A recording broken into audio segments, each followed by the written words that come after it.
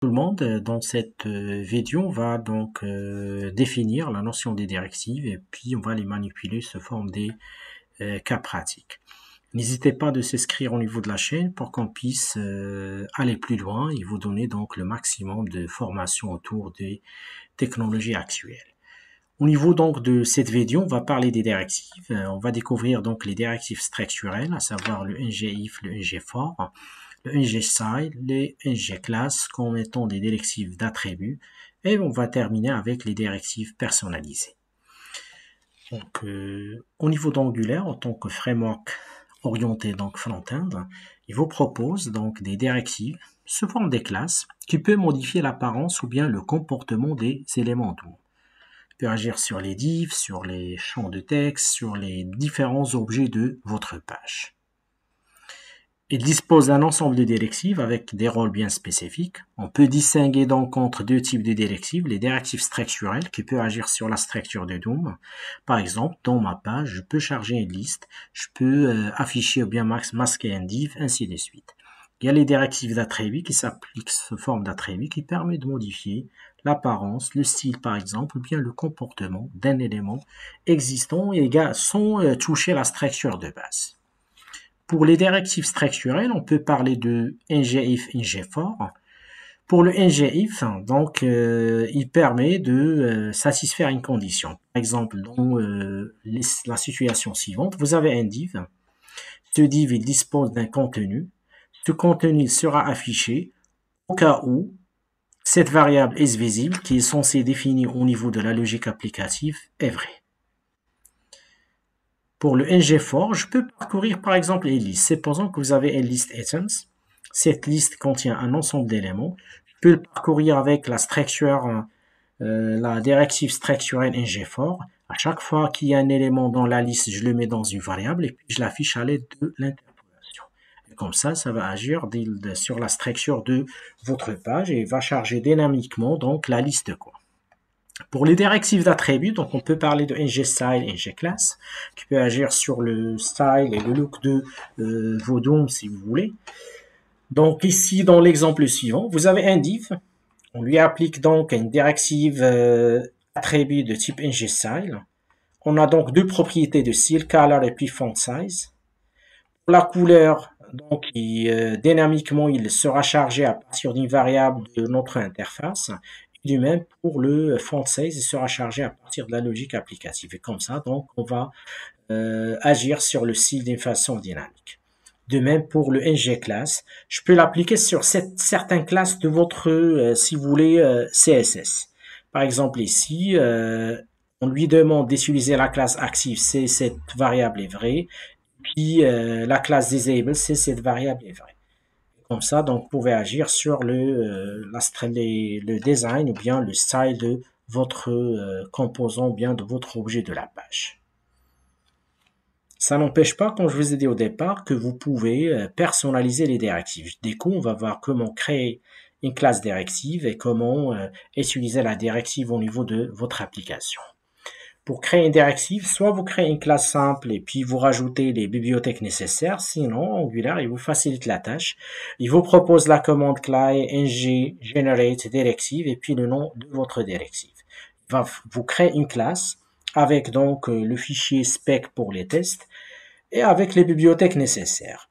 Dans l'exemple suivant, ce qu'il faut retenir, votre classe directive contient le @directive. Le sélecteur, c'est l'information, bien l'identifiant de votre directive. À chaque fois que vous voulez l'utiliser, vous faites appel à son sélecteur. C'est une classe, comme je vous ai dit tout à l'heure. Dans l'exemple suivant, on aimerait bien faire la chose suivante. Une fois que vous survolez sur un paragraphe, on va changer la couleur d'arrière-plan. Du coup, dans le constructeur, on va utiliser donc une variable de type elementRef, récupère un élément à partir de son référence, et puis render qui permet d'accéder aux éléments, aux objets de votre page. Après, on va utiliser donc le host listener qui représente une sorte d'écouteur qui va se mettre à l'écoute et il va déclencher un événement au cas où telle chose arrive. Ici, donc, on va le configurer sur le mouse enter et le mouse leave si je suis je survole, si je suis à l'extérieur. Si je survole sur l'élément, je fais appel à render qui permet de récupérer, donc de modifier le style de l'élément qu'on vient de récupérer.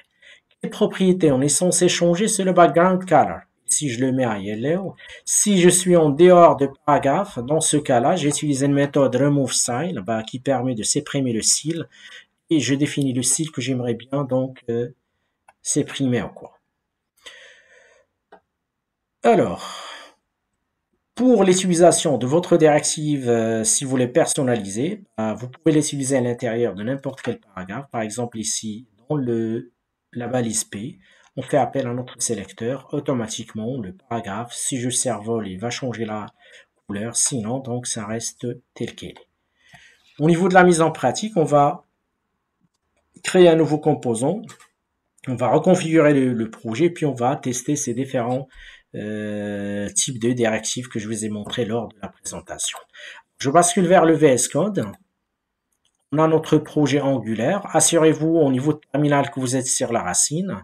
Je vais créer un nouveau composant avec ng generate c composant. Je vais l'appeler comp1. Automatiquement, je dois me retrouver avec les 4 fichiers, un fichier TS, un fichier spec.ts pour les tests, un fichier HTML et puis un fichier CSS. Voilà notre élément. Déjà au niveau de SRC, app, on a un dossier qui se rajoute qui s'appelle comp1 avec les éléments en question. Ce qu'on va faire dans un premier temps, c'est qu'on va changer la page HTML. Au niveau de l'HTML, je fais appel à H1 par exemple, test directive et je vais ajouter la balise HR. Alors j'enregistre. J'aimerais bien que ce composant, c'est lui qui se déclenche lors de la page d'accueil ou bien la page racine de notre projet. Du coup, on va faire quelques modifications. Je vais aller vers main.ts qui représente le point d'entrée vers votre projet. À la place de basculer, de charger le projet sur le component app component, je fais appel à mon composant que je viens d'ajouter, comp1 component, voilà. Je reviens vers le fichier TS. Je vais chercher donc le sélecteur, c'est celui-là. Et je le mets au niveau de index.html.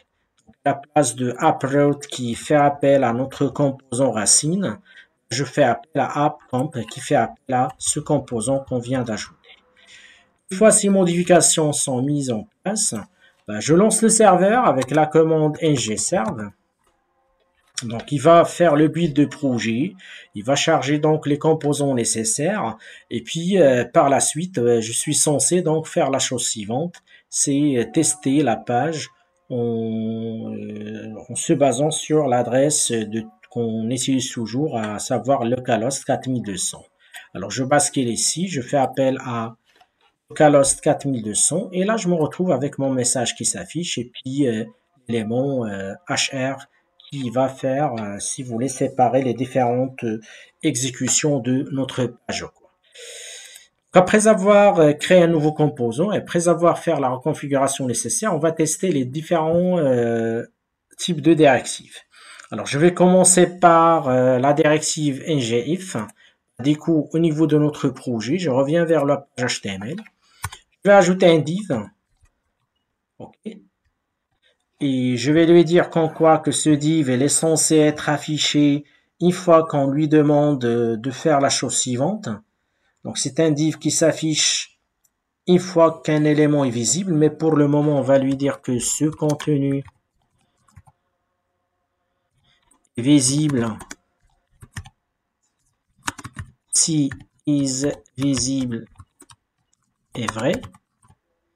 Si j'enregistre pour le moment, il va s'afficher automatiquement puisque pour le moment il n'y a aucune condition au niveau de notre élément. Ce qu'on va faire par la suite, je vais déclarer une variable au niveau de la logique applicative, au niveau de la classe. Je vais déclarer une variable que je vais l'appeler isVisible. Je vais la déclarer avec la valeur false. Au niveau donc de mon fichier HTML, je vais ajouter au niveau de mon div, je vais ajouter le étoile ngIf. Là, je mets le nom de la variable isVisible. Alors j'enregistre. Vous allez voir que pour le moment, le système il va signaler une exception, on va voir pourquoi. Il n'arrive pas à faire la reconnaissance de ngIf, c'est-à-dire il y a une bibliothèque qui manque. Et là, si je reviens vers l'erreur, il va me dire que cette directive est utilisée dans la template, sachant que il manque le command module. Ce qu'on va faire alors par la suite, c'est que on est censé ajouter le command module au niveau de notre application, quoi. C'est-à-dire que au niveau de notre projet, on est censé donc ajouter le common module. Je reviens vers le TS, le fichier donc, si vous voulez, suivant.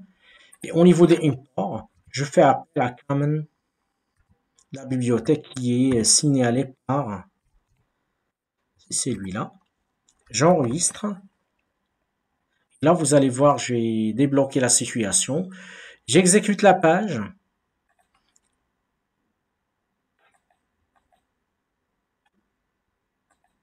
Et là, normalement, on est censé avoir que test directive. Il n'y a plus donc le div qu'on a créé tout à l'heure, quoi.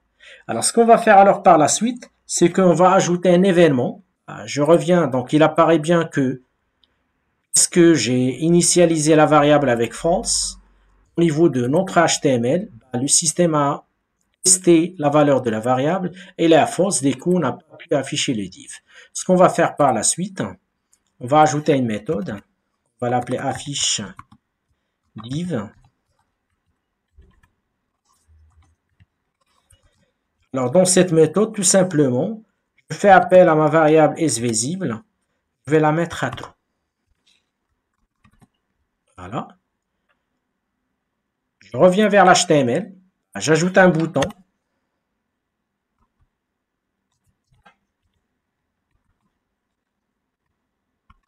Je vais l'appeler afficher div. À ce niveau-là, donc je fais appel à ce qu'on a vu la dernière vidéo, à savoir le data binding. Donc je fais liaison avec la méthode en question. Je vais l'appeler, je vais chercher à partir d'ici pour éviter toutes sortes d'erreurs. Là, je l'applique à l'événement en clic. Alors j'enregistre. Je teste maintenant. J'ai plus le div au départ. Une fois que je clique, automatiquement le div il s'affiche puisque la propriété elle est passée à true. Donc le deuxième exemple qu'on va traiter, donc ça va être le ngFor. Du coup on va créer une liste. Je reviens avec vous ici vers la logique applicative. Donc je crée une liste. Alors liste. Je vais mettre dedans les éléments en question. Je vais mettre par exemple item 1, item 2, item 3. Ce que j'aurais dû faire par la suite, j'aimerais bien parcourir cette liste au niveau, donc, si vous voulez, de notre page HTML qu'on a créée tout à l'heure. Du coup, on va utiliser le ngFor. Donc, je reviens avec vous ici. J'utilise un autre HR. Je vais utiliser un autre, si vous voulez, objet DOM. J'aimerais bien afficher le résultat sur une liste. J'aimerais bien parcourir donc ma liste. Alors, qu'est-ce que j'aurais dû faire? À ce niveau-là, j'utilise le étoile ngFor. C'est pour parcourir toute une liste. Là, je vais lui dire, tant qu'il y a des éléments, je déclare une variable item à partir donc de la liste que je viens de créer. À chaque fois que je trouve un élément, avec l'interpolation, j'affiche donc cet élément. Je parcours la liste. La liste elle est définie dans la logique applicative et contient item 1, item 2, item 3. Et je l'affiche au niveau d'un ordered list et avec le li list item, j'affiche donc le résultat. Alors j'enregistre, je bascule vers la page et là automatiquement, si vous voyez bien, il affiche les différents éléments. Il arrive à parcourir notre liste, quoi. On va passer maintenant à un test sur les directives, si vous voulez, en quelque sorte, d'attributs. Du coup, ce qu'on va faire, c'est qu'on va créer des variables pour changer la couleur et pour changer le font size. Donc, je reviens vers la logique applicative. Je déclare une variable qui s'appelle text color. Je mets dedans, par exemple, read. Je déclare une variable font size. Je mets dedans, par exemple, 30. Okay. Je déclare par la suite,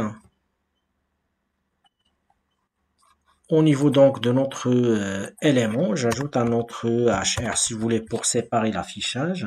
Alors ce que j'aurais dû faire, je déclare un div avec donc cette style qui s'applique d'une façon dynamique. Alors pour ce faire, pour les attributs, j'utilise donc les crochets, puis ça va être ngStyle. Là, je mets donc les éléments en question. Quelles sont les propriétés que j'aimerais bien changer? Alors là, j'ai une propriété color. Qu'est-ce que je vais mettre dedans? C'est la couleur qui est définie dans text color. C'est la variable que j'ai créée tout à l'heure. Il faut pas oublier qu'on a mis le read tout à l'heure. Puis, par la suite, on a la deuxième, c'est le font size. Et là, je fais appel à la variable font size qu'on a créée tout à l'heure. Et là, donc, je mets le texte en question, quand quoi? Qu'on parle de texte avec style dynamique.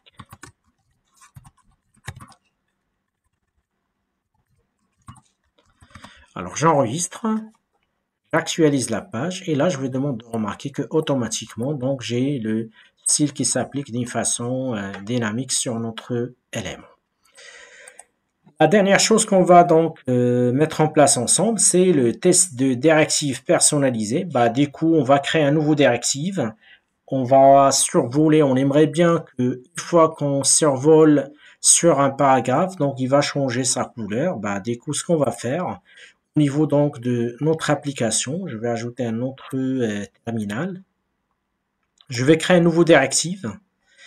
Tout à l'heure, je vous ai montré en quoi vous pouvez utiliser le ngG directive, le nom de votre directive. Alors, ce qu'on va faire, c'est le ng generate directive. Je vais l'appeler, par exemple, event mouse. Donc, automatiquement, on va créer deux fichiers, un fichier TS et un fichier spec.ts, puisque c'est une classe. Alors, il nous dit que... pourquoi? Alors là, je suis en dehors du projet, puisque quand j'ai changé donc le terminal, je suis plus sur la racine de projet, quoi. Donc, Angular Project. Je réexécute donc la commande de tout à l'heure. Et là, donc, automatiquement, vous allez voir qu'il va créer deux fichiers, un fichier .ts, un fichier spec.ts.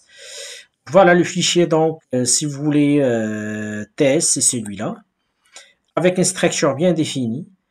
Si je veux appeler à cette directive, donc, on n'a qu'à faire appel à notre app EventMouse. Nous, ce qu'on va faire, on va définir donc les éléments en question. On aimerait bien récupérer l'élément pour pouvoir dire au système, voilà ce que vous allez faire. Donc, je déclare avec private L pour déclarer donc un element.ref. C'est celui-là qui est défini dans Angular Core. Et puis, je déclare un deuxième élément avec private render.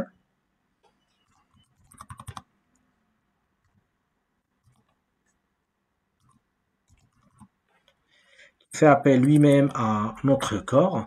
Et puis, on va définir donc les événements. Si je survole sur l'élément, voilà ce que j'aurais dû faire. Et là, je fais appel à notre @host listener qui est défini dans Angular Core lui-même.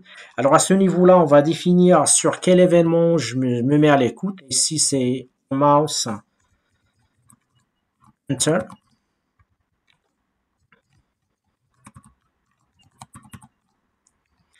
Et là, je vais définir donc l'élément en question. Comme je vous ai dit tout à l'heure, je récupère à partir de render. Je fais appel à notre setStyle. Et là, donc, on va appliquer le style sur l'élément sur lequel on travaille. Ça va être un el.style. native element. Là, je définis donc l'élément. Bah, c'est le background.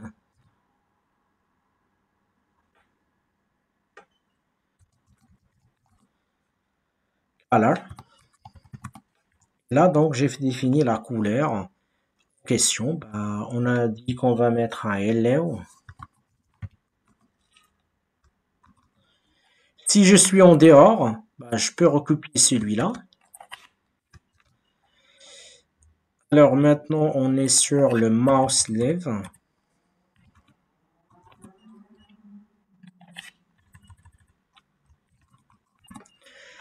Je supprime carrément le style. Bah, du coup, je fais appel à remove style et je définis tout simplement le style pour revenir à l'état initial.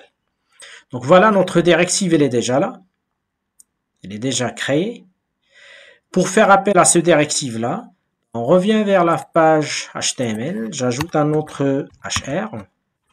Et à ce niveau-là, donc je fais appel à mon élément en question.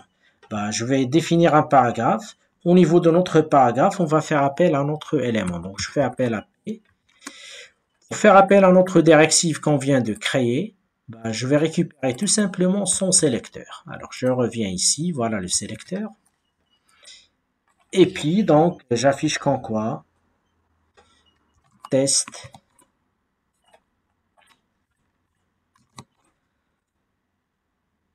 directive personnalisée. Alors j'enregistre.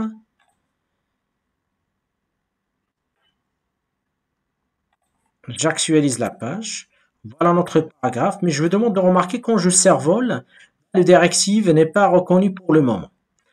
Alors là, il faut faire attention. Dans les versions antérieures de Angular, à chaque fois que vous rajoutez un élément, donc au niveau de la structure, on se retrouve avec un fichier donc app-module.ts, là où vous allez définir donc tout vous aurez besoin. Alors là, on a utilisé notre, si vous voulez, on a créé notre directive. On aimerait bien l'utiliser au niveau de la template de component comp 1. Du coup, au niveau de fichier TS, au niveau de l'importation, je vais ajouter tout simplement event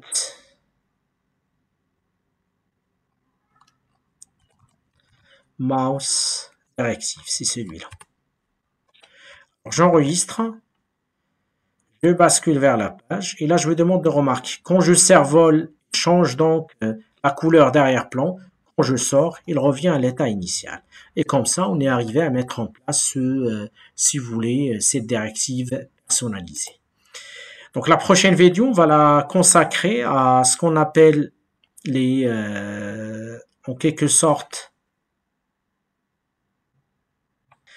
on va consacrer à l'utilisation des services et puis l'injection de dépendance et vous montrer comment restructurer votre code pour avoir un code simple et pour appliquer le design pattern single responsibility pour avoir donc des éléments très simples et qui va faciliter donc la maintenance et la gestion par la suite. N'hésitez pas de souscrire au niveau de la chaîne et de partager la vidéo. Et si vous avez des questions, n'hésitez pas de le poster en dessous de la vidéo. Donc, je vous remercie. À la prochaine.